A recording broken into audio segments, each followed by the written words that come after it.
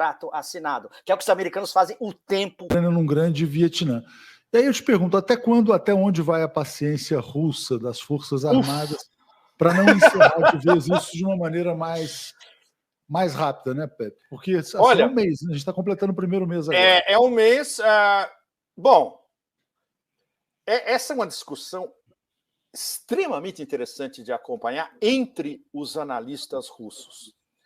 Eu fico nas minhas madrugadas vendo o que eles estão conversando entre eles.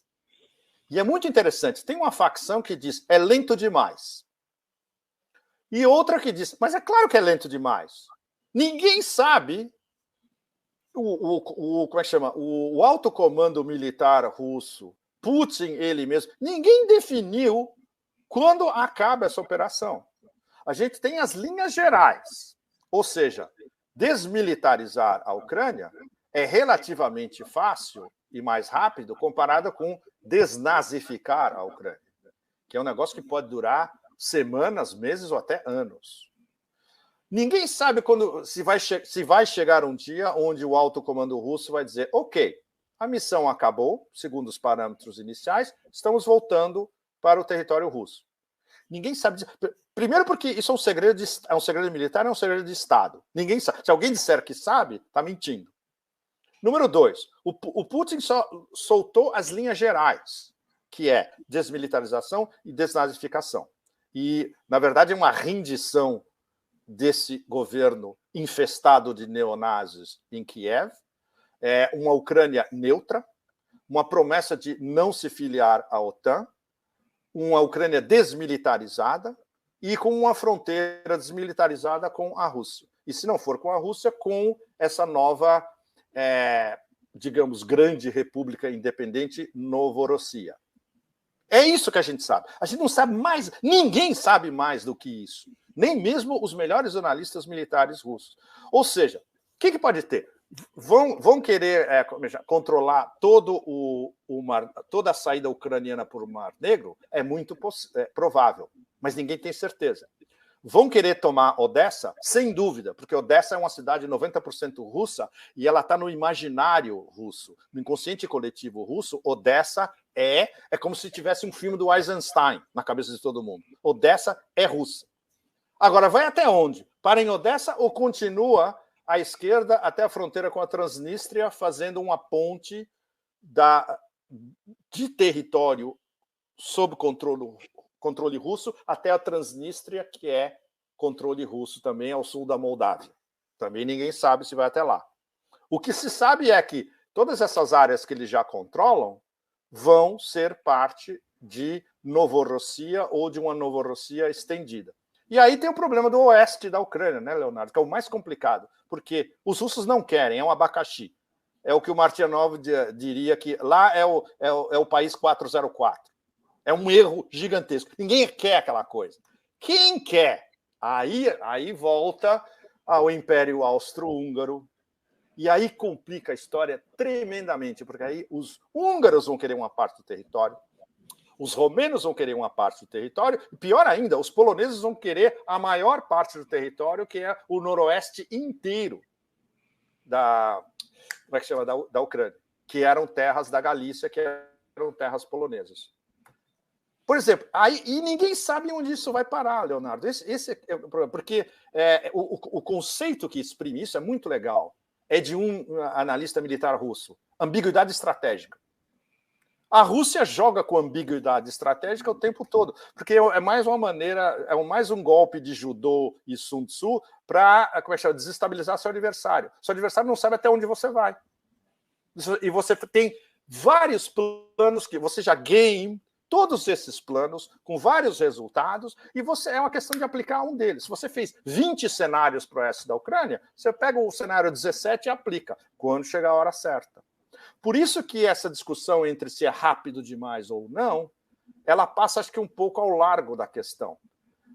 Não é uma preocupação fundamental para os russos uma campanha relâmpago. Eles sabiam que ia ter uma resistência super pesada, porque, não se esqueça, a Ucrânia está sendo armada pela OTAN há 8 anos, Leonardo. É um monte de armas e é um monte de gente treinada por instrutores, não só da OTAN, como mercenários ingleses, mercenários sul-africanos, tudo que você possa imaginar, mercenários americanos do Eric Prince, tudo que você pode imaginar. Ou seja, não é o famoso walk in the park, né? O passeio no parque, não, é super sério. Eles esperavam a resistência. A diferença é que, no começo, eles acabaram com a Força Aérea, acabaram com a Marinha e acabaram com a cadeia de comando e comunicação. Ou seja, fica muito mais fácil. O problema é, por exemplo, o que está acontecendo em Mariupol, que é um negócio aterrorizador, e as imagens que você vê nos canais russos são super... A cidade está, em boa parte, destruída. Por quê? Porque os batalhões neonazis que se entrincheiraram em Mariupol, eles destruíram a cidade e começaram a se, a se refugiar atrás de escolas, hospitais, jardins da infância, etc., posicionando armamentos e pegaram a população civil como reféns. Mas isso você não lê em lugar nenhum da mídia ocidental. Não existe. Não existe. Assim como os 8 anos de bombardeamento de Donetsk e Lugansk desapareceram da mídia ocidental, isso nunca foi comentado. Quando você viu uma referência a Donbás, eram separatistas russos, como se não tivessem famílias, crianças, hospitais, escolas que estavam sendo bombardeados pelos ucranianos praticamente todo dia. E a mesma coisa, na narrativa atual, por exemplo, o que está acontecendo mesmo em Mariupol é completamente escamoteado. Sobra só essa narrativa do Putin como um demente visceral. Pepe, podemos fazer uma rodada aqui dos comentários, porque tem muito comentário aqui. Por favor. Então vamos fazer. Pega um copinho d'água, eu vou lendo aqui e a gente vai limonada dando voz aqui ao público. E realmente, assim, olha, eu vou primeiro começar por esse aqui, que nem é um superchat aqui da Vera, está dizendo: Pepe nos abre fronteiras do que está acontecendo como ninguém, né? Então vamos lá, vamos começar lá pelo começo, lá atrás, e a gente vai dando sequência. São muitos aqui, eu vou ler de 3 em 3, 5 em 5. Tem perguntas, Leonardo? Seria mais legal se você... Muitas. Bom, Marcos Dornelli está dizendo assim: a situação em Rojava, no norte da Síria, é uma conquista revolucionária ou é um enclave apoiado implicitamente pela OTAN, disfarçado de luta aguerrida? Eu não sei se você saberia responder esse. Qual é o papel de Rojava no jogo das forças internacionais? É muito limitado. É um problema estritamente curdo. Aliás, é um problema estritamente curdo-turco, com interferência dos americanos, né? Não é nem um problema sírio. Porque, por exemplo, do ponto de vista de Damasco, você ter uma área autônoma em Rojava não é o menor problema para Damasco. O problema foi a interferência dos turcos e a ligação com os americanos. E o fato de que os americanos estavam querendo instrumentalizar aquelas populações. O Miguel faz uma pergunta de algo que eu acho que você já respondeu, mas se você quiser complementar, se esse comércio russo e chinês, não sendo em dólar, realmente vai funcionar, eles vão encontrar os mecanismos para que essas transações ocorram de modo suave, sejam processadas? Extremamente complexo, mas eles estão trabalhando assiduamente nisso. Vai demorar, não é de um dia para o outro, evidentemente. Eles precisam achar um mecanismo de harmonização entre a taxa do rublo e o yuan. Ou seja, o yuan vai ter uma taxa mais ou menos, fixa. O rublo vai estar atrelado ao yuan. E, por exemplo, quem vai definir isso seria, por exemplo, a Bolsa de Xangai. Eles estão estudando parâmetros mais ou menos como esses. E a partir do momento onde você tiver uma taxa mais ou menos fixa entre o rublo e o yuan, fica tudo mais fácil, inclusive para as outras moedas. Se você tem, por exemplo, Thai Baht ou Indonesian Rupee, e você quer fazer... Você tem uma taxa fixa de conversão da sua moeda em relação a essa paridade yuan-rublo. Mas vai demorar, é complicado e vai demorar. Botando uma notícia do Asia Times aqui, Índia e Rússia, né, fortalecendo aí o comércio nas moedas locais também. Mas sem dúvida, é o mecanismo rublo-rúpia que os indianos vão comprar energia russa nesse mecanismo rublo-rúpia. Ou seja, vai ter uma taxa fixa, mais ou menos fixa, né, não sujeita a oscilações, e aí todo mundo sabe quando você está pagando. Exatamente. Bom, a Luciene apoiando, Sônia também, Gisele pedindo aqui que a gente participe da plataforma Odyssey, né, que é do Telegram.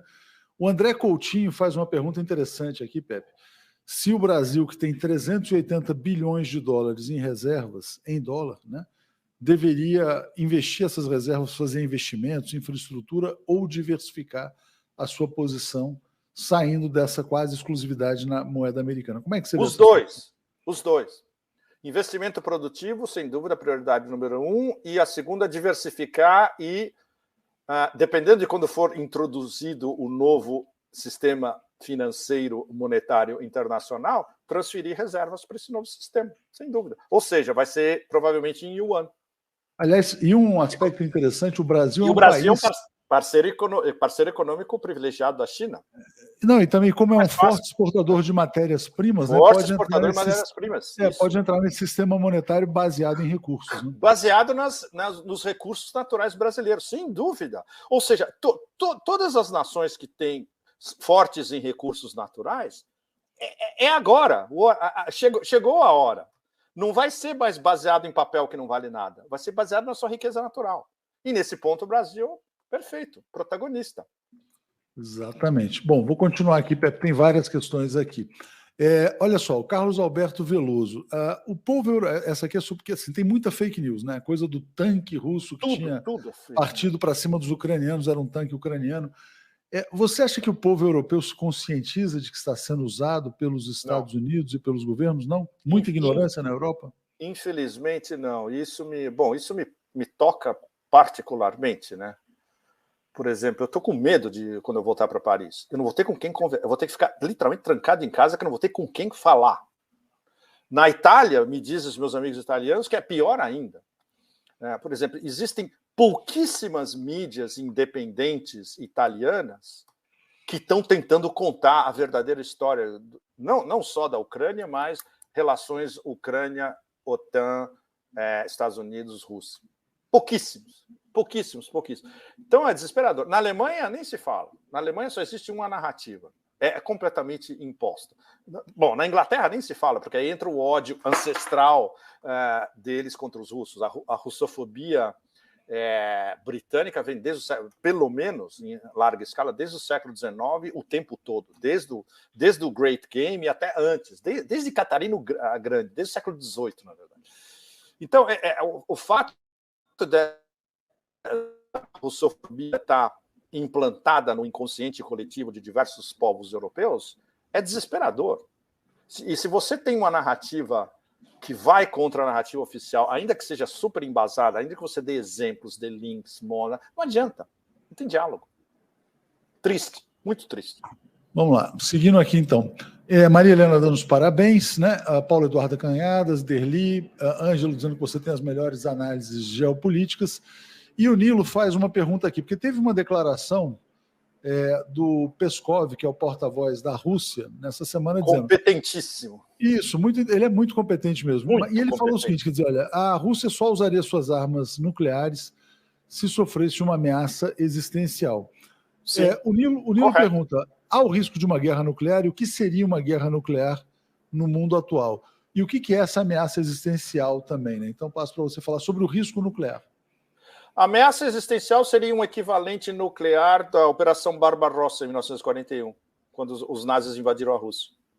É só você transformar isso, colocar o elemento nuclear. Para a Rússia, isso é além é o Red Line em Saturno, Plutão, cósmico. Nem pensar. E eles já disseram várias vezes, a doutrina oficial russa não é first strike, né, como o americano, primeiro ataque.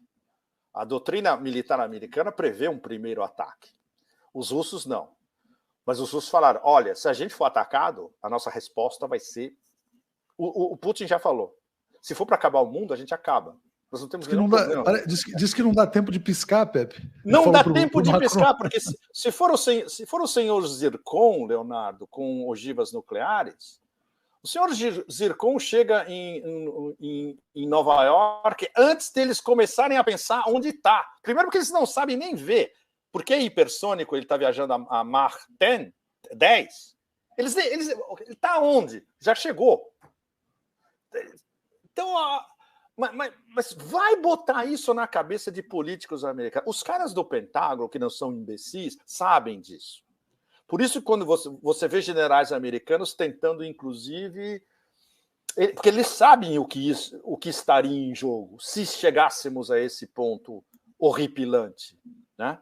Mas o problema é que quem domina o aparato no momento é essa gentalha de quinta dos democratas. Exatamente, alguém me disse que atinge 12 mil quilômetros por hora. É absolutamente correto. É isso mesmo. Então vamos lá. Não, diga. Mas o Putin já foi obrigado a falar isso várias vezes, explicitamente, dirigindo-se à opinião pública ocidental. A próxima guerra vai ser a última. Porque o ataque, o first strike americano vai ser nuclear. E a resposta russa, idem. E aí não tem mais controle. Entende? Tem uma sugestão aqui do Alexandre para você trocar o Twitter pelo VK. Né? Eu estou no VK, mas vocês devem saber isso no Brasil. É condicionamento mental. Né? Por exemplo, antes de eu ser cancelado no Facebook, eu tinha sido suspenso várias vezes no Facebook, entrei no VK, comecei a fazer, e muito pouca gente migrou ou foi migrando. É um problema enorme. A mesma coisa o Twitter. O Twitter, as pessoas elas nem procuram outras possibilidades, entende? Leonardo, você sabe disso, né? A Big Tech controla tudo. E cabe a nós começarmos a explorar outras possibilidades. E antes de entrar no ar aqui, a gente estava comentando que a gente está sofrendo problemas aqui com a Wikipédia, né? As pessoas acham que a Wikipédia é uma enciclopédia neutra e tal. De jeito nenhum. É perigosíssima. Pode vir a ser perigosíssima, né? Não, mas tudo que vem da Big Tech é controlado. É absolutamente brutal. Brutal. Exatamente. Pelo menos tem uma conscientização agora no sul global inteiro de que nós somos todos reféns da Big Tech e você tem que procurar plataformas alternativas. E não há plataformas ideais. Por exemplo, eu tenho vários amigos que escrevem nessas plataformas onde você é remunerado, subscription, paga por mês, etc. e tal. Tem vários me dizendo que, olha, não entra no Substack, porque o Substack é uma variação da CIA e todo mundo que está no Substack está sendo controlado. O Substack tem pressão, inclusive, para eliminar vários autores. Eliminar vários autores, exatamente. E tem gente excelente escrevendo no Substack. Deixa eu aproveitar, Pepe, essa questão você falou bastante, né, do novo sistema financeiro mundial, a arquitetura que vai nascer. Você acredita numa nova arquitetura digital também? Que esse novo mundo vai trazer uma arquitetura digital nova, com, por exemplo, Big Techs concorrentes às Big Techs do Ocidente? Bom, mas isso teria que vir de quem? Dos russos e dos chineses, né? Então. Pois é. Agora, veja as opções russas. O VK, comparado com o Facebook, é o quê? Talvez tenha o quê? 10% da audiência do Facebook, nem isso. O Telegram é um sucesso enorme, enorme. É tão sucesso que está sendo condenado em várias partes do Ocidente, né? Os chineses, o problema é a língua. Por exemplo, o Weibo parece que tem 700 milhões de subsídios. É um negócio absurdo. Mas o problema é que é em mandarim. Ou seja, para o Ocidente não vai funcionar. O Weibo teria que pensar, ok, vamos fazer um Weibo em inglês para o Ocidente. É uma possibilidade. Mas do ponto de vista dos chineses, para eles não interessa, eles não estão preocupados com a opinião pública ocidental. Eles querem a opinião pública interna. O Ocidente, para eles, é um negócio muito remoto. Eles não têm essa vocação internacionalista, sabe? Diferente. Gostei aqui da Eliana, está dizendo, Pepe, se você precisa de um carregador de malas, eu carrego suas malas, tá, Pepe? Eu não tenho malas. Eu uso um backpack alemão da minha mulher, que ele é tão bom que ele nunca mais vai ser fabricado. É o que eu viajo pelo mundo inteiro. O Pepe é um nômade mochileiro. Vamos lá. A Laurita está dizendo que a China tem títulos da dívida americana. O Mark pede para que você fale sobre a denúncia do John Helmer, eu não sei do que se trata. Isso está numa das minhas colunas. Ele deve ter lido uma das minhas colunas. Então, vou te passar já. E também tem uma pergunta do Adriano sobre por que os Estados Unidos não conseguem fazer mísseis hipersônicos como os russos? Porque eles são tão corruptos, complexo industrial militar que eles são incapazes de fazer pesquisa pura. Os russos estão fazendo pesquisa pura desde os anos 70. O Martyanov me falou um negócio há meses atrás, de que os mísseis hipersônicos, os primeiros desenhos, as primeiras experiências, vêm da época do Brezhnev. Você acredita num negócio desse? Ou seja, eles são capazes de investir em pesquisa pura durante décadas e recolher os frutos mais tarde, quando eles tiveram os componentes, os desenhos ideais, etc. O sistema, o complexo industrial militar americano é uma coisa mafiosa. É o que chama de racket. Racket é... Como é que é racket, Leonardo? É... Magulha? Não é magulha. Não sei. Bom, me escapou em português. É um negócio, é uma corrupção gigantesca que quem lucra com essa história são os mafiosos envolvidos, só. Exatamente. Então, Regina, por exemplo, eles constroem um jato, o F-35, que custou um negócio absurdo. Tem os números mais absurdos de quanto custou o projeto da F-35, e é um jato militar de ataque de merda. O pessoal que está traduzindo para esquema mafioso. Tá, um esquema mafioso, exatamente. Esquema mafioso, exatamente. O F-35 ainda não funciona. Não funciona. Exatamente. Ou seja, isso explica tudo. Por exemplo, se você bota um F-35 na frente do Su-57 russo, nossa, é destruído em um segundo. É absurdo. Exatamente. Ou seja, é a diferença entre um sistema mafioso e um sistema que acredita em física, matemática e pesquisa pura. Essa é a definição mais concisa possível. Por isso que os equipamentos militares russos são muito mais baratos do que os americanos, tecnologicamente muito mais sofisticados e funcionam. Aliás, só um detalhe, né? Eu assisti um podcast outro dia sobre a defasagem entre asiáticos, sobretudo chineses, e o Ocidente no ensino da matemática está cada vez maior. Ensino de matemática é um negócio brutal, Leonardo, brutal. E aí tem um grau máximo lá naqueles testes do PISA, né? Que os cientistas... Isso aqui é o beabá para a gente, mas o número de ocidentais chegando, vamos dizer assim, no beabá está cada vez menor e vão ficar para trás. Está cada vez menor, exatamente. Exatamente. E, bom, no caso dos Estados Unidos nem se fala. E os que chegam são filhos de imigrantes. Exatamente. Ou seja, você vai no MIT, você vai em Berkeley, etc. Os melhores alunos são filhos de chineses ou de sul-coreanos, por exemplo. Exatamente. Só agradecer aqui ao Eduardo Castro, Arnaldo Silva, dizendo: geopolítica é o nível mais top para compreender as grandes jogadas de xadrez da política econômica mundial. O mundo está mudando. Pepe é 10. Dantas apoiando, Marcos Salgado dizendo que Pepe é o melhor, aguardo ansiosamente toda semana. Mudei até minha agenda de pacientes para poder acompanhar ao vivo. Obrigado ao Marcos Salgado. Legal. A Leila fala, não tem preço... Não, o mundo para aqui, Pepe, quando você vem, não tem preço essa live. A Regina apoiando muito também. E o Rony Menezes, ele faz uma pergunta assim: como se comportará o Great Reset após a aceleração da decadência do dólar e do euro, né? Porque quando eles falavam em Great Reset, eles não previam essa decadência, né? O cenário de guerra não estava colocado. Não, e o pior, Leonardo, eles não previam que o Putin ia de cabeça contra eles. Por que você acha que o Klaus Schwab eliminou todas as referências ao Putin no WEF, no Fórum Econômico Mundial? O Putin foi eviscerado do Fórum Econômico do website. Por quê? Bom, o Xi Jinping foi muito mais diplomático, né? O discurso do Xi Jinping no Davos virtual esse ano, em janeiro, foi sensacional, porque lá Xi Jinping, né? Como se ele fosse uma estátua de Confúcio falando. Só que é o seguinte, a globalização 2.0, quem vai fazer somos nós, chineses. Ou seja, destruiu o Great Reset completamente, diplomaticamente. E agora o Putin está destruindo o Great Reset de cabeça. Ele falou, essa nova ordem mundial, tudo isso que eles querem fazer, isso é um absurdo. Ou seja, eles não esperavam que isso viesse, e eles, agora que eles estão vendo que não só isso não é retórica e que tem um componente não só militar como geoeconômico, eles vão ter que repensar toda essa história, porque, na verdade, o Great Reset pode se aplicar a alguns nós do Otanistão. E acabou.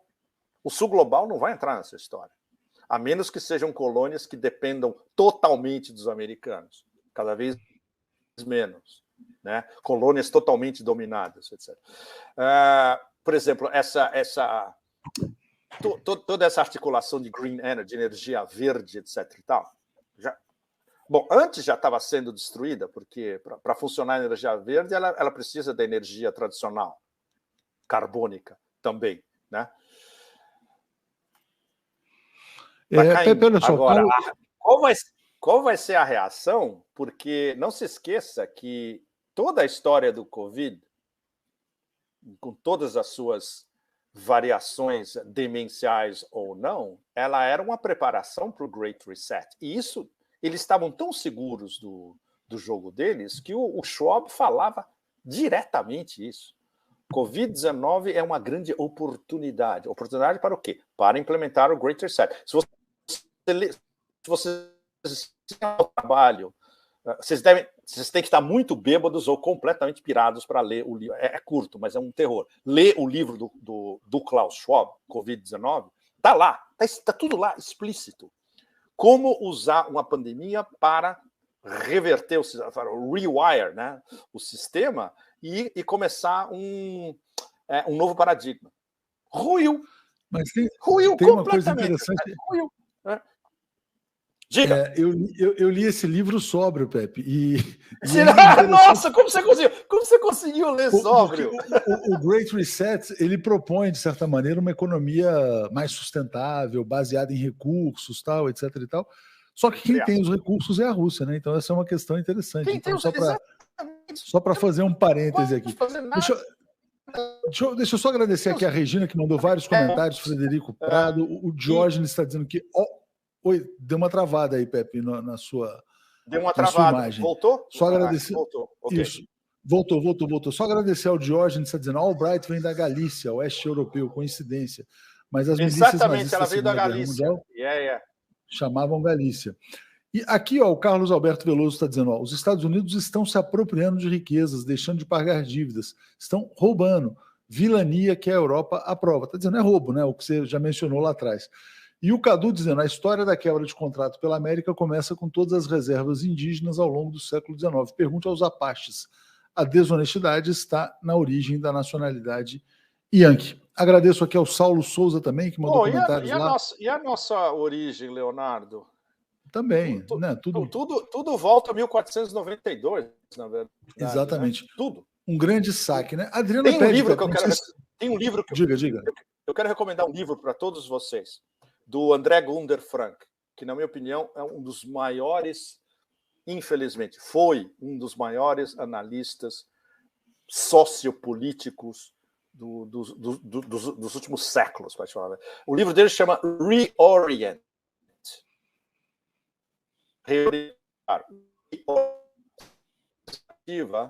De como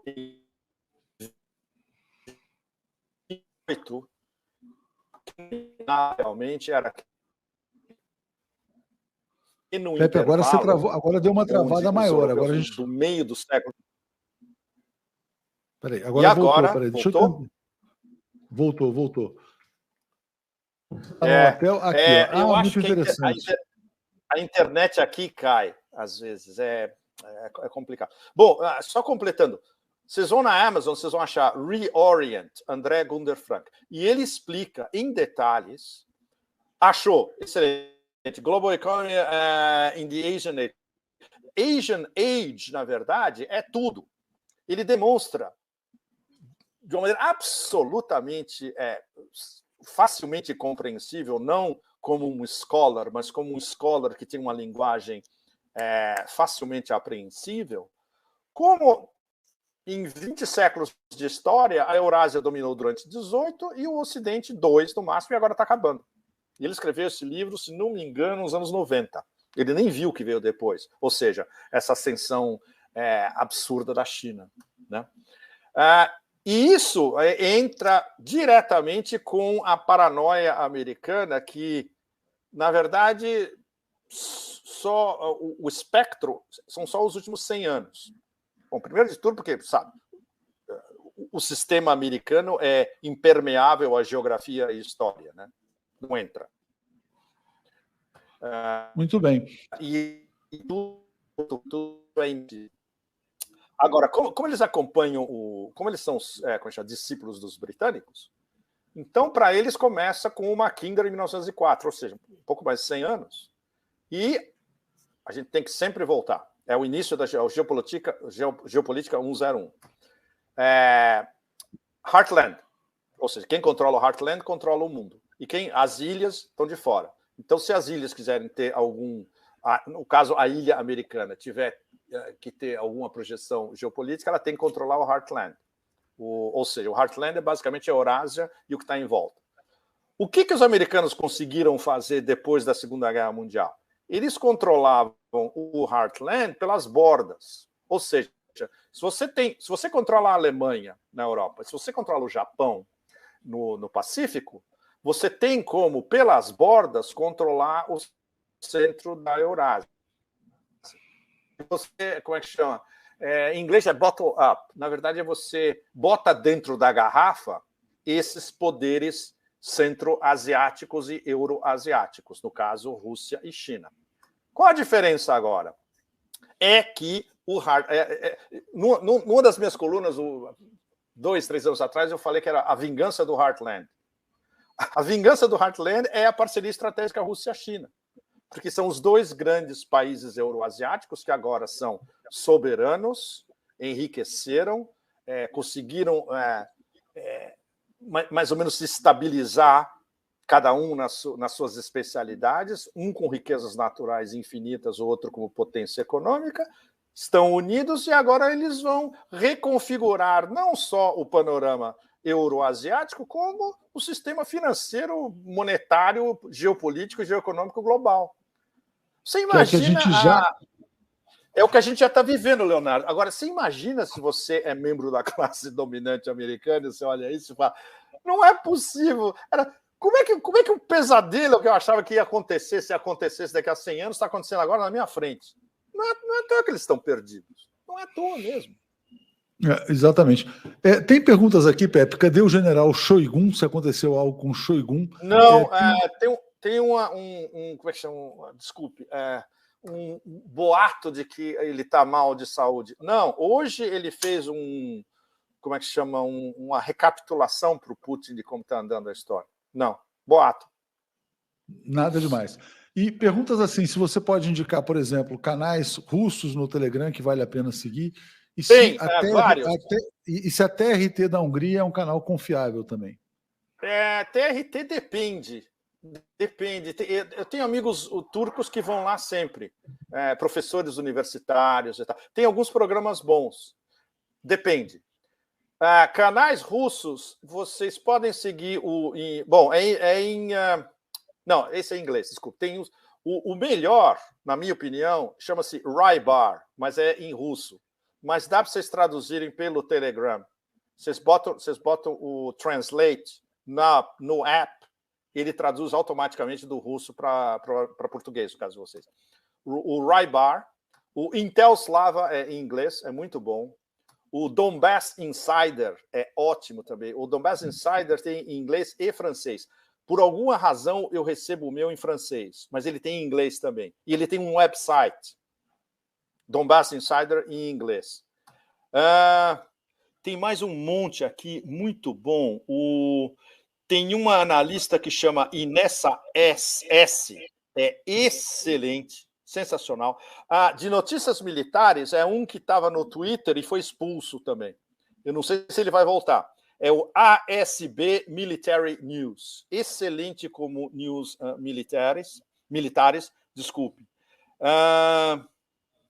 Olha, esses são os mais importantes. Tem um que chama War Gonzo, que eu gosto muito, que ele dá notícias super específicas de armas. E aí ele fala de tudo que está rolando em armas no terreno, não só na Ucrânia. O Donbass Insider, eu já falei para vocês. E tem outro aqui, eles são amigos, são excelentes, em inglês. Eurasia and Multipolarity. eles fazem um recap de vários canais, usam material de russos também. Mas se vocês querem ter uma visão tem o Stalker Zone, mas o Stalker Zone ele usa muita coisa do passado. Eles estão meio parados agora. O mais interessante para vocês é o Intel Slava Z. Então vocês vão no Telegram, vocês botam lá Intel Slava Z, é o canal principal do Intel Slava. Super útil para vocês todos. E o meu favorito, pessoal, que é o Coronel Kassad, é em russo. Mas a mesma coisa, vocês podem ler na tradução pelo Telegram. Chama Colonel Kassad, tudo junto, uma palavra só, tá? Esses muito são, bom, Pepe. Olha, esses são os melhores porque esses dão a melhor destilação do que está rolando no terreno. A Adriana Citino está dizendo, tem inveja do Pepe, não adianta só ler tudo, tem que produzir conhecimento, só com talento e esforço, obrigada. E o Flávio Cury está escrevendo lá da Alemanha, Pepe, pedindo socorro. Opa! Ele está pedindo Hilfe, Pepe, Hilfe! Hilfe! Exato!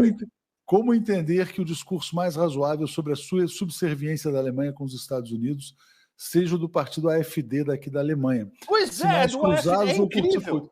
É interessante porque a gente publicou um vídeo de um deputado alemão que era do AfD, e a gente não sabia que era do AfD, porque ele falou coisas muito sensatas, muito razoáveis sobre a subserviência alemã diante da OTAN. E a gente foi muito criticado, porque como é que vocês publicam sem olhar a fonte? Eu falei, porra, a gente olhou o conteúdo, não a fonte. O que interessa é o conteúdo. Mas hoje o que interessa, Leonardo, é o conteúdo. Não interessa de onde venha, pode vir de um marciano infiltrado. O que interessa é o conteúdo, porque não existe mais discussão de conteúdo. As massas no Ocidente estão lobotomizadas a um nível tão absurdo. Esse daí é um neofascista. Esse aí é um... Não é isso. Lê! Agora, ler o que significa? Tempo, capacidade de concentração. Não, alguém colocou Coronel Kassad. Não, é Coronel Kassad com D de dado no final. Kassad, não é Kassab, o Kassab brasileiro. Quando vocês pesquisarem no Telegram, vocês botam Coronel Kassad com D de dado, uma palavra só. Aí vai vir. Eles têm mais de 400... Está estourando no Telegram, porque eles são uma fonte super confiável. E eles têm não só gente no terreno, como informações de inteligência também. Exatamente. E aqui, isso aqui, essa pergunta... Isso que causou o seu banimento, a sua suspensão do Twitter, né? Sim. As imagens de ucranianos torturando... Eu não diria nem apoiadores da Rússia, porque tem pessoas que estão sendo torturadas porque roubaram um pedaço de pão, por exemplo. Porque estavam morrendo de fome. Justamente porque estavam morrendo de fome. Exatamente. Não é só político. E é uma loucura, porque as fotos são tão aterrorizantes que, no meu Twitter, eu falava, escuta, gente que mora no Otanistão, é isso daí que vocês estão apoiando na Ucrânia. Obviamente, o Twitter não gostou, né? E é um fato. Vocês estão apoiando os neonazis que, empacotam gente no meio da rua, presa com fita adesiva em poste. A crueldade disso é um negócio absolutamente inimaginável. Aliás, um dos caras que estava... Ele soltou, acho que eram 20 ou 30 fotos. Ele soltou uma compilação de fotos, foi expulso do Twitter. Imagina, o cara está fazendo um trabalho de jornalista. Mas só pode de um lado, né? Só pode de um lado. A Andréia está dizendo, aula de geopolítica com a simpatia do Pepe. Tem muitos comentários aqui, eu não sei se eu consigo passar por todos, né? Laurita está dizendo, podia fazer um espaço BRICS com parcerias com analistas traduzidos desses que Pepe indica. Não, tudo isso seria muito bom, evidentemente, mas a gente tem trabalhado muito, né? Não é tão fácil assim a gente dar conta de tudo que está acontecendo. Nem fácil, Pepe, olha só, a gente está vivendo, como você falou, né, quer dizer, essa transição para a nova arquitetura mundial. Eu também fiz uma outra entrevista que vai ao ar no fim de semana com outro economista, que é o Márcio Postman. Ele fala, o que nós estamos assistindo é a última etapa do ciclo de acumulação imperialista, do ciclo de acumulação estadunidense. Acabou, né? Parece que assim, a impressão que dá é, quer dizer, a Rússia colocou o pé na porta, né? Os chineses não vão se dobrar, então pode-se dizer que é não vou usar a palavra colapso, né? Mas a gente vai viver num mundo sem o Império Anglo-Americano? A gente já está perto de... Quer dizer, é possível antever, dentro de alguns anos, esse império não mais dando as cartas no mundo, não mais existindo eventualmente? Essa é a colocação mais plausível. Daqui a alguns anos e não dando todas as cartas. Porque tem vários condicionais e aí que se aplica. Não, essa derrocada, eles vão querer levar o planeta junto. Pode chegar a um ponto onde o desespero pode detonar uma guerra nuclear, sem dúvida. Pode chegar a um ponto onde o preço que eles vão cobrar do resto da humanidade pela decadência deles vai ser um preço impagável. E não se esqueça que o mais difícil é a maneira como eles controlam totalmente o sistema financeiro internacional. Então, para minar o controle deles do sistema financeiro internacional, vai ser muito barra pesada. Vai precisar mesmo de uma aliança não só Rússia-China, mas Rússia-China, todos os principais da Eurásia e o resto do sul global também. Todo mundo tem que entrar nessa história. Aí viraria uma aliança de 70%, 80% do planeta contra os 20% do Otanistão. Ou, melhor ainda, em termos de mercados, populações, de 7/8 do planeta contra 1/8. Aí já fica mais aproximado. E isso é um processo que vai demorar anos, se não... O mais legal é que começou. A gente não esperava que isso começasse agora, na nossa frente. Isso começou. Mas o preço que eles vão extorquir de todos vai ser um negócio absolutamente brutal. Não se esqueça que essas elites são corruptas, ignorantes, arrogantes, são impregnadas de rubris, são excepcionalistas, detêm a verdade, consideram todos que não fazem parte deles como escravos subalternos ou Untermenschen, para citar nossos amigos alemães. Então, a possibilidade de diálogo e de uma coordenação com eles é nula. É nula. E isso entra, eu não estou falando mais de políticos, eu estou falando da classe dominante mesmo. Ou seja, esses caras que reúnem clubes privados, seja em St. James, em Londres, seja no Harvard Club, as grandes fortunas da costa leste, os Masters of the Universe financeiros, tipo Larry Fink, Steven Schwarzman, esse tipo de gente. Esse povo não faz concessões para ninguém, Leonardo, e isso é o problema. E eles têm um poder de fogo financeiro brutal. Por exemplo, só a BlackRock é capaz de comprar quase todos os países do planeta. Só eles, sem mais ninguém. Ou seja, como você vai brigar com esses caras? Né? Eu gostei muito, Pepe, dessa pergunta aqui do Fabrício. Né? A gente já falou várias vezes sobre a Alemanha, mas muitas pessoas colocam que a Alemanha talvez seja o ator central, vamos dizer assim, no balanço global, para onde vai o mundo. Né? E ele fala assim, parece que a OTAN, não parece que a OTAN está empurrando a Alemanha na direção da Pax Eurásica. A Alemanha só pode cumprir seu antigo projeto de ser superpotência se fizer parte de um eixo Pequim, Moscou, Berlim. Já pensou que pesadelo ampliado? Imagina, eu já fiz muitas colunas sobre isso, já discuti isso com vários analistas americanos, alemães e russos, inclusive. O nosso consenso entre as nossas conversas é essa. O medo vital, a paranoia absoluta das elites americanas é justamente essa, digamos, rota da seda gigante. China, Rússia, Alemanha. Que aí você controlar a Eurásia inteira. E se você controla a Eurásia inteira, você controla o resto do mundo. Controla não no sentido político de dominação, em termos de comércio e de relações, de trade, comércio. O centro é Berlim, Moscou, Pequim, sem dúvida nenhuma. E os mais perspicazes entre os atlanticistas, eles sabem disso. Eles estudaram, pelo menos, o básico, né? Mackinder, Spikeman, Mahan, Brzezinski, etc. Que todos falavam sempre a mesma coisa.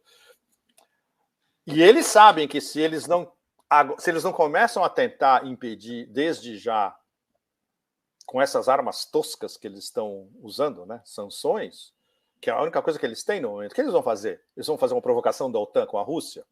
Aí é suicídio mesmo. Né? O que eles vão fazer com a China? Vão impor sanções contra a China? A economia americana, em 3 meses, desaparece. Não vai ter nada para se comprar nos Estados Unidos. Ou seja, eles veem o big picture, veem as limitações, e aí a raiva de cães raivosos deles fica ainda maior. Ou seja, o que a gente vê basicamente na nossa frente é um excesso de retórica raivosa. Né? Não tem muitas medidas práticas que possam mudar esse fluxo da história, na verdade. Não tem. Exatamente. E na hora que eles lançam uma medida que acha que vai, ok, vamos lançar a mãe de todas as sanções para destruir a economia russa. Em 1 minuto e meio vem o contragolpe. E agora? O contragolpe está colocado, você falou aí atrás, comprem nossa energia na nossa moeda em rublos. Tão simples, né? E os países estão comprando. Bom, a Ive está dizendo assim, a cereja da derrocada será a próxima eleição que poderá deflagrar uma guerra civil. O Pepe já falou aqui no 247 que Biden seria a última cavalgada do Império. E, paradoxalmente, né, Pepe, esse cenário de última cavalgada acaba abrindo até uma oportunidade de libertação para a América Latina. A gente está no ano do bicentenário da independência do Brasil. Será que você acredita um dia que o Brasil será independente, Pepe? 200 anos depois da independência, que não foram propriamente anos de independência. Bom, eu não vou... eu espero que meu neto veja. Eu acho que eu não vou ver. Mas, bom, claro, né? Eu tenho um lado romântico, muito mais romantismo inglês do que romantismo alemão, mas romântico fundamentalmente, de acreditar em quimeras. Mas essa é uma quimera que nós brasileiros temos que acreditar, né? Sem dúvida. Vai ser independente um dia. Vai ser independente um dia. Talvez se houver guerra nuclear, né, e o mundo inteiro acabar, quem sabe, né? Aí todos serão. Vamos lá, Pepe. Eu vou aí passar, então... nos vemos em um dos círculos do Dante, né? Exatamente. Você por aqui. Exatamente. Pepe, eu acho que agora eu vou te passar para fazer considerações finais aí. Eu tentei ler a maioria dos comentários, acho que li quase todos aqui. A gente está aqui há quase 2 horas, mas realmente uma aula de geopolítica hoje, nessa quinta-feira. Passo para você, então, fazer os seus encaminhamentos finais. O que é realmente importante para as pessoas ficarem atentas aí nos próximos dias? Bom, o fato principal é o system failure, a quebra do sistema, a pane do sistema global. E por que a pane do sistema global? Porque o nível de demência das elites que controlam, especialmente o império, chegou a um ponto onde eles se achavam capazes de fazer qualquer coisa e get away with it, na verdade, escapar, sair pela direita como o Leão da Montanha, lembra daquele velho desenho animado? E tomaram uma cacetada de 1 minuto e meio que está começando a mudar o sistema financeiro e comercial do planeta. É o primeiro passo de uma longa marcha, onde vai entrar a Rússia, onde vai entrar a China, onde vai entrar o Irã, onde vão entrar outras potências euroasiáticas. E isso no momento onde o sistema inteiro está em pane, porque as cadeias de produção estão em pane, a moeda de referência está em pane, o significado de lei internacional não só está em pane, como já sumiu.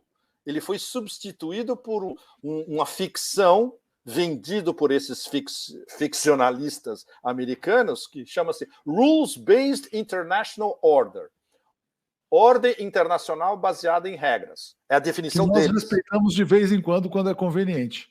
Exatamente, que a gente respeita de vez em quando, mas como as regras são nossas, a gente respeita quando quer. E todos vocês são obrigados a respeitar, que se vocês não respeitar, a gente vai lá e bombardeia vocês, bota um monte de sanções, faz que nem Cuba, que está embargada há décadas, etc. E tal.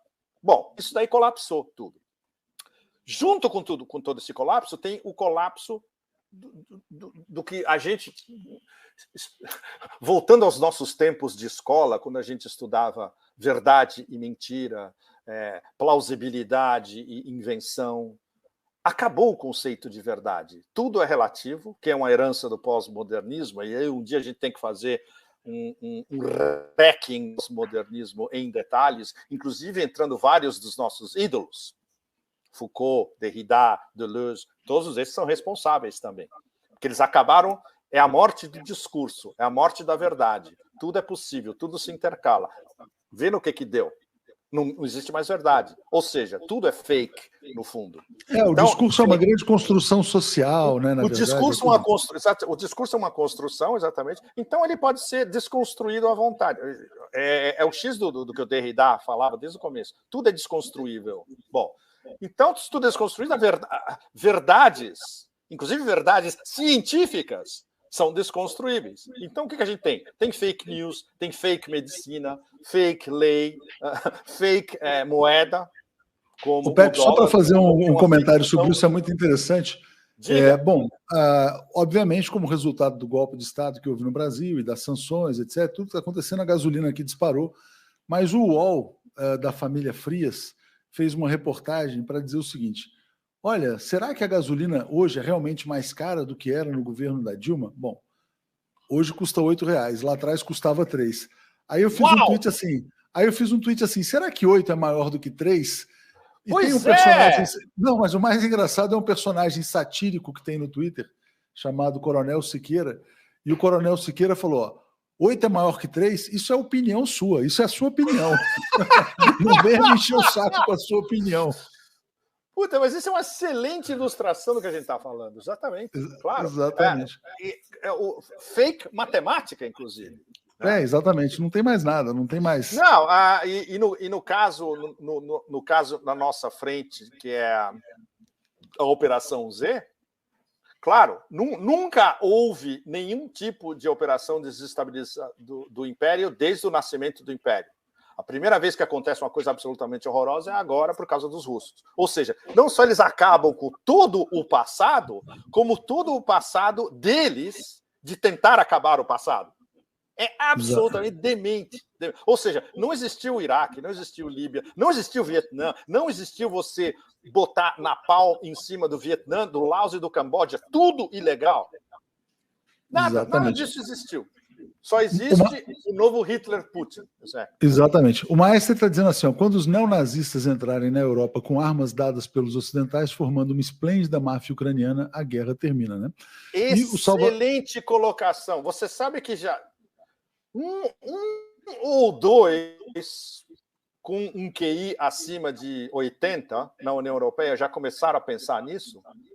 Parece que a União Europeia essa semana descobriu que todas as armas, 80% pelo menos das armas que são enviadas para a Ucrânia não acabam nas mãos das forças armadas ucranianas e vão para grupos extremistas e neonazis. Eles demoraram esse tempo todo para descobrir isso, Leonardo, você acredita? É o que você falou, né? Da Europa se transformando numa grande Idlib, né? Numa Ucrânia gigante, numa idlibização da Europa. Exatamente. A ucranização da Europa, que é o que os americanos querem, é uma idlibização da Europa. Eles vão transferir a jihad, e agora a jihad vai ser feita não por marronzinhos, desculpe o horror, mas é como eles tratam, né? Brown-skinned. Aqueles marronzinhos da Ásia. Agora vai ser loiros de olhos azuis europeus, neonazis, dentro da Europa Ocidental. Da Europa Ocidental, daqui a pouco, com javelins, NLAWs, Stingers. Você imagina um negócio desse? Salvador... Diga. Não. Um comentário aqui do Salvador perguntando: a Rússia não vai capturar essas armas, Pepe? Não tem essa possibilidade de que essas armas... Estão capturando. Por exemplo, todas essas armas capturadas no Donbass, eles passam imediatamente para as forças do Donbass. Eles capturaram um monte de javelins, de NLAWs, etc. E tal. Eles imediatamente passam para os Baby Twins. Em Mariupol, eu acho que eles vão fazer a mesma coisa em Mariupol. Eles vão distribuir essas armas entre as forças que estão limpando Mariupol agora, né? Vamos lá. E aqui a Rosângela agradecendo, sempre boa live. Bom, acabei de ler o do Maestro, estava reclamando aqui. Tem alguma última pergunta, talvez? Não, acho que não. Acho que li todos aqui. Enfim, são elogios em geral aqui, o pessoal gostando do seu conhecimento, né? E, na verdade, da capacidade de narrar as histórias. Pepe, queria te agradecer muitíssimo. A gente está com praticamente 10 mil pessoas aqui ao vivo. Fazer um apelo, sejam membros, sejam membros assinantes Brasil247.com/apoio, pix@brasil247.com.br. Vamos mandar um ingresso, é de graça, mas quem puder manda um ingresso, porque nos ajuda bastante nas condições atuais aqui. E aqui, bom, acho que é isso, acho que foi isso. E aí passo para você fazer uma palavra final, Pepe, antes da gente fechar essa conversa quinzenal, já te mando aí para uma próxima, porque o mundo está pegando fogo, né? Bom, então a quebra do sistema é irreversível e vai ser cada vez pior. Esperem quando vier a crise do suprimento de alimentos. Inclusive traders, que nunca falam, traders só falam disso em termos de ganhar dinheiro, né? Eles estão desesperados, porque eles estão vendo que vai vir um negócio absolutamente brutal nos próximos meses, não só no Sub-Sahara, partes da África, partes do Sudeste da Ásia, partes da Ásia Central, etc., mas dentro da Europa também, que faz parte da quebra das cadeias de suprimento, né? Então, isso é uma coisa. Segundo, o desespero cada vez mais crescente do sistema democrata, vendo que eles vão perder os midterms, né, as eleições do fim do ano parlamentares, e eles poderiam estar tentados a alguma besteira gigantesca para tentar reverter. Ou um wag the dog tradicional, né? Uma false flag gigante para incriminar os russos de vez. Mas e aí? Eles vão incriminar os russos de vez e vão mandar a OTAN para a Rússia? Que vai ser incinerada? Não, eles vão fazer mais sanções. Aí eles vão fazer mais uma rodada de sanções. Eles vão fazer sanções que não tem mais nem sanções possíveis, Leonardo. Eles já usaram tudo. Eles já jogaram todo o arsenal de sanções. Não tem mais o que sancionar. Então eles vão tirar sanções em protesto. Eles vão tirar... Parece um sketch do Monty Python que não acaba nunca, né? Essa história. Exatamente. Tinha uma pergunta aqui do Cadu se o Brasil. Só para não perder, se o Brasil será alvo, porque o Brasil tem Alcântara, que é a melhor base de lançamento de foguetes do mundo. Que, aliás, o Brasil é o maior, tem as melhores condições para lançamento de foguete, de satélite, etc. e tal. Mas não é só o Brasil, mas enfim, se isso nos torna um alvo preferencial. Não, porque isso depende do que vai acontecer nas próximas eleições no Brasil, né? Claro, a nossa conversa séria é depois da eleição no final do ano. Se o Brasil continua uma colônia ou se o Brasil vai recuperar pelo menos parte da sua soberania. Aí começa a conversa séria, nossa, né? Por enquanto são só suposições, né? Eu imagino que o presidente Lula está muito atento. Eu espero. Eu acho que vou mandar... Vou sugerir, recomendar, né, que ele assista essa live aqui, porque hoje você estava muito inspirado. Eu gostaria muito que ele assistisse a live. Sim. Valentim está dizendo, Pepe, você é o cara, e aqui chegando assinantes também. Bom, Ana Luísa apoiando, parabéns, Pepe, aqui pela grande explanação. E acho que é isso, Pepe, até a próxima. Olha, que você volte isso é... Hoje foi o quê? Foi 20%. É muito complicado. Para todos nós que estamos afundados dentro dessa vertigem, desse furacão, né? Por exemplo, você organizar temas para escrever uma coluna de fundo é um negócio que dá um trabalho absurdo. E aí, quando você manda a coluna e fala, mas isso já está superado. E é um trabalho brutal, entende? E aí você tem uma conversa que muda completamente um parâmetro que você achava que já estava estabelecido. E aí vem, por exemplo, um anúncio, geralmente vindo do lado russo ou de algum país euroasiático, e aí você vê uma pecinha do enorme quebra-cabeça que estava faltando e você coloca, é essa daqui. Nossa, mas é o grande desafio intelectual da nossa época, é de tentar entender como o mundo está literalmente mudando na nossa frente. É uma coisa que nenhum de nós viu em nossas vidas, né? Exatamente, é uma era... Somos privilegiados, Pepe, estamos assistindo aí grandes transformações, sim. Não só assistindo e narrando também, né? Tendo esse privilégio de... E narrando! Exatamente. Pepe, obrigado a você, obrigado aqui ao Francisco. Obrigado a vocês todos. Até a próxima. E Grande abraço. Salam aleikum, aqui ao lado de Hagia Sophia. E vocês vão ficar muito irritados quando vocês visitarem Hagia Sophia de novo. Os lindos afrescos bizantinos não estão mais lá, porque agora é uma mesquita. Eu tive um ataque cardíaco por causa disso. Estão preservados nas galerias, etc. e tal, guardados, etc. e tal, mas eles não estão mais lá, que onde estiveram desde o século X, XI, especialmente século XII, os melhores mosaicos. É uma mesquita, né? Vamos compartilhar. Quem assistiu, compartilha para outras pessoas assistirem depois. Valeu, Pepe. Grande abraço. Obrigado.